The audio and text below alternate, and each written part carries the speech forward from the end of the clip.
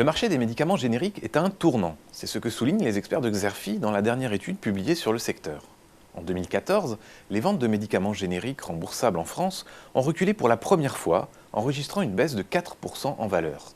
Mais cette baisse ne devrait pas se confirmer en 2015 et au-delà, bien que le redémarrage soit difficile.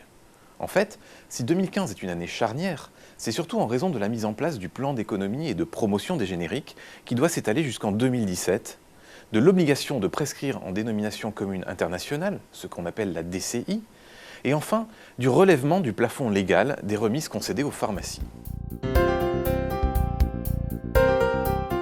De tels changements accélèrent la reconfiguration du paysage concurrentiel, une reconfiguration d'ailleurs déjà bien entamée. En 2014, les rachats de portefeuilles de génériques et les velléités de méga-fusions se sont multipliés.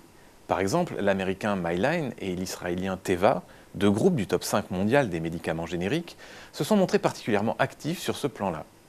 Dans le même temps, on assiste à une montée en puissance des génériqueurs indiens qui affichent leurs ambitions hors de leurs frontières. Par exemple, les Indiens, Aurobindo et Sun Pharmaceutical Industries, ont pris position en France. L'explication de ce mouvement de consolidation, c'est que l'une des principales sources d'avantages concurrentiels est la capacité des génériqueurs à accorder des remises. Or, ces remises dépendent essentiellement de l'effet volume et de la stricte maîtrise des coûts. Dans ce contexte, les laboratoires pharmaceutiques présents sur le marché des génériques n'ont pas d'autre choix que de rester à l'offensive. Ils suivent donc un certain nombre d'axes de développement décryptés par les experts de Xerfi dans l'étude. Pour s'imposer sur le marché, ils misent notamment sur une politique commerciale forte, puisque, vous l'aurez compris, le jeu concurrentiel se porte essentiellement sur le terrain des avantages commerciaux concédés aux officines.